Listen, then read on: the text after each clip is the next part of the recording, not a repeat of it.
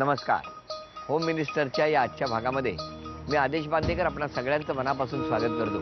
आपण आहोत कल्याण पश्चिम परिसरामध्ये. रामबाग नंबर 4 इथल्या 2 वहिनींना भेटणार उज्ज्वला गवळे आणि राजेश्री गांगुर्डे.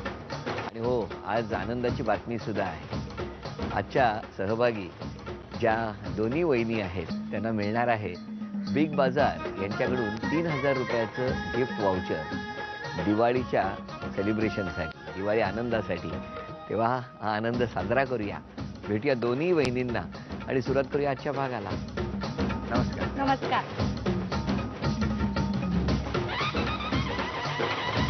नमस्कार. नमस्कार. नाव सांगा. उज्ज्वला रोहन गवळे. माहेरचं नाव? उज्ज्वला शिवदास अहिरे. प्रश्नोत्तरांना सुरुवात करू.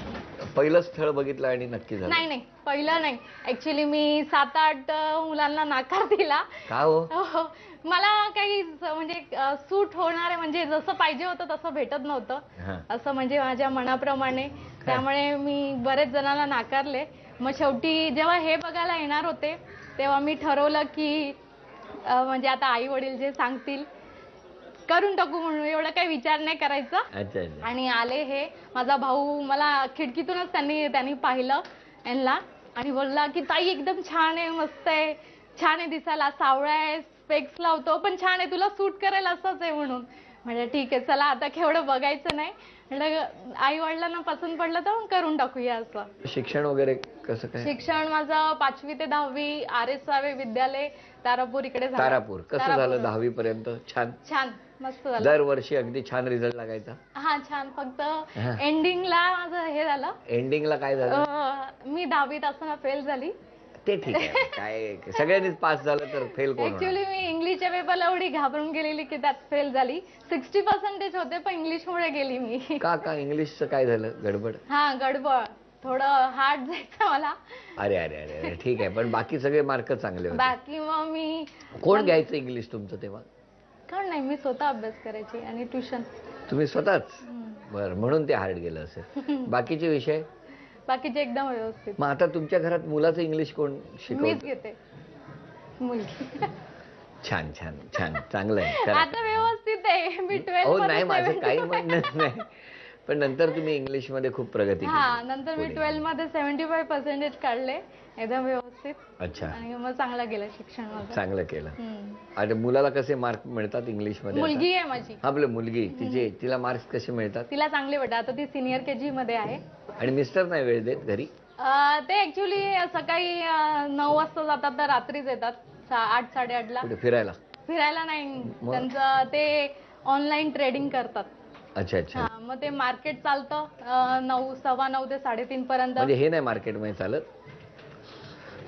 मार्केटच चालतं म्हणजे मला कळलं नाही काय होतं. स्टॉक मार्केट असतं ना, ते पाहतात, ते ऑनलाईन ट्रेडिंग करतात. अच्छा, त्यांना त्याची आवड आहे? हो, तेच करतात. म्हणजे मेन त्यांचं तेच आहे. जॉब जे म्हणतात ना तुम्ही, ते तो मेन झाला. आणि बाकी साईड बिझनेस?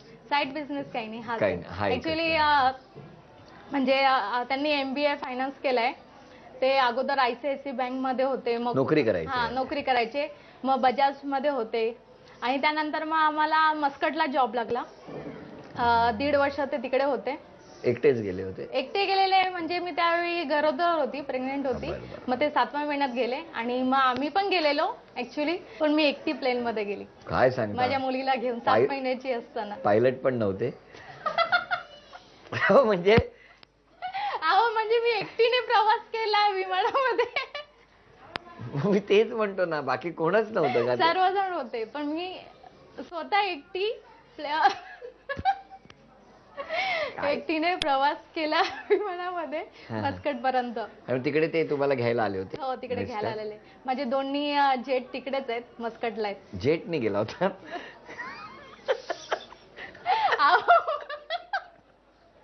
माझे मोठे जेट आहेत ना, यांचे मोठे भाऊ. Jumbo jet? Jumbo jet jumbo jet वाले काही नाही. मग माझे यांचे मोठे भाऊ. बरोबर. आम्ही 3 महिने राहिलो. 3 महिने विमानातच? काय तुम्ही खेचतात? खेचत नाही, उतरलात की नाही विमानातून? हो, उतरली. ते एअरपोर्ट वरती मला घ्यायला आले, त्यानंतर ते मला घरी घेऊन आले आणि मग आम्ही घरी मस्कट कंट्री मध्ये 3 महिने काढले. वा वा वा. बाकी मिस्टरांचा स्वभाव कसा आहे? एकदम मस्त आहे, छान आहे, खूप खूप हसवतात. काय सांगता? हा जॉली. तुम्ही जसे बोलतात आहे ना आता, तसंच तेही बोलतात माझ्याशी. काय सांगता? असंच चालू असतं, कुठल्या ना कुठल्या शब्दाने शब्द काढता नाही, असंच मला हसवत असतात नेहमी. बरं वाटलं. बरं बोलवा त्यांना. अहो वहिनी खूप छान बोलतात, स्वभाव हसरा आहे, हे तुमच्यामुळे असं त्यांचं म्हणणं आहे. हो, म्हणजे काय करतं? लग्न झालं तेव्हापासून ती जास्त खुलली ना. हो म्हणजे काय असं काय झालं नेमकं? आता तिलाच माहिती ते. नाही तुम्हाला मी विचारतोय ना. मी तिला खूप गोष्टी सांगितल्या कम्युनिकेशन बद्दल थोडं. हा. मग थोडी ऍक्टिव्ह, आधीपासून ती ऍक्टिव्ह आहेच, लग्नाच्या आधीपासून खूप ऍक्टिव्ह आहे. तिला अशा गोष्टींमध्ये खूप जास्त इंटरेस्ट आहे. चालेल त्याचं. आणि तुम्ही जाम म्हणजे खूप हसवता त्यांना असं त्यांचं म्हणणं आहे. चांगलं आहे ना. बारीक बारीक गोष्टीवरून तुम्ही विनोद करत असता. ते स्वभाव आहे माझा लहानपणापासून. आणखी काय वहिनींचं कोणतं स्वप्न पूर्ण करण्याची इच्छा आहे तुमची? तिला मॉरिशसला घेऊन जायचं एकदा. मग कधी नेणार? जेव्हा आपलं फायनान्स व्यवस्थित होईल, आपण सेट होऊ तेव्हा. वहिनी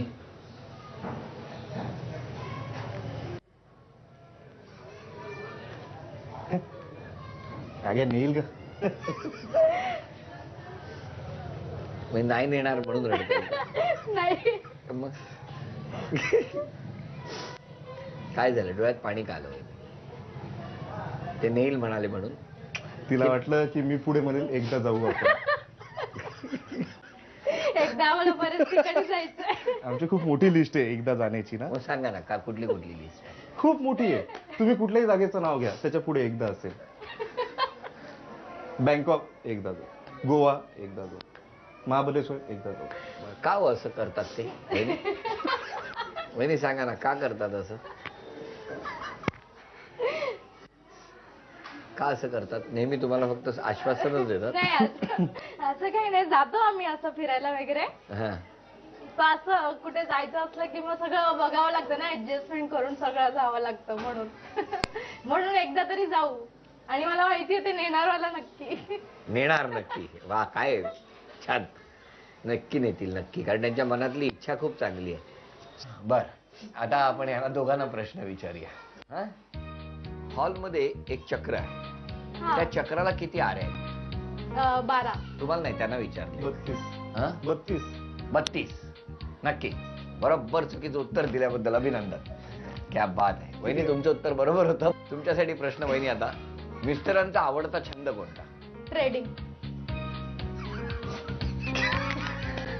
अभिनंदन, उत्तर बरोबर आहे. काय एक्सप्रेशन्स होते, वा हे छान. बरं आता तुम्ही सांगा वहिनींना कोणता गोड पदार्थ आवडत नाही? बघूया किती प्रेम आहे तुमचं वहिनी. काजू कतली. अभिनंदन, उत्तर बरोबर आहे. हा? पुढचा प्रश्न. वहिनी दोघांना मिळून आता एक अर्थ सांगणार अच्छा. आणि त्यावरून तुम्ही म्हण सांगायची. खूप चिकित्सा करणाऱ्याच्या हाती काहीच म्हणजे यश पडत नाही. अतिशहाणा त्याचा बैल. अभिनंदन, क्या बात आहे. वहिनी बघितलं, हुशार आहेत. चला 3 बरोबर आली. वहिनी ही लक्ष्मी आता तुमच्याकडे आलेली आहे. अभिनंदन. भेटूया यांच्या कुटुंबात. नमस्कार. सगळी फॅमिली का? परिवार सगळा? सासू सासरे किती तुम्हाला? मला 20 सासू सासरे, सगळे धरून. चुलत वेगळे आणि सगळे. सोडून?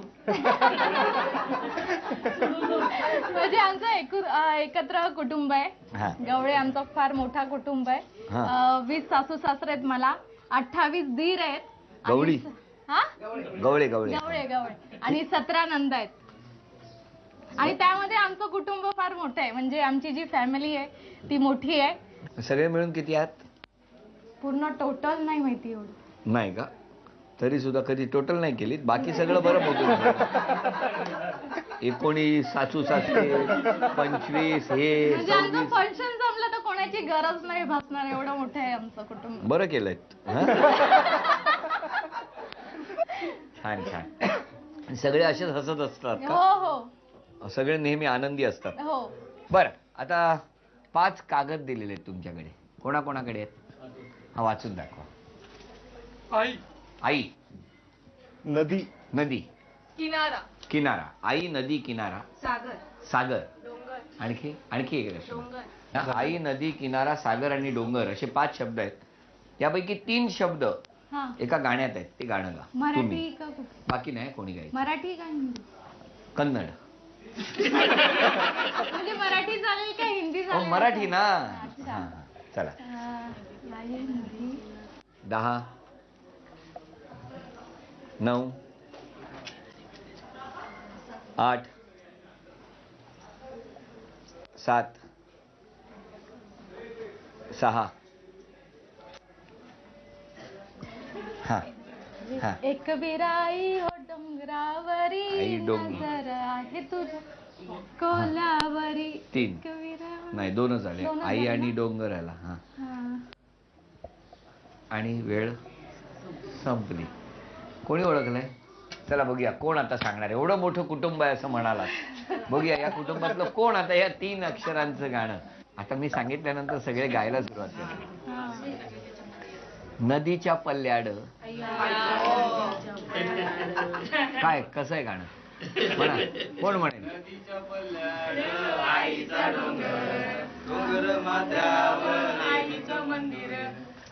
पुढे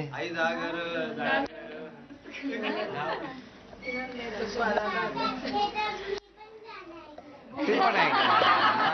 तिने पण ऐकलंय पण ह्याला आलंच नाही.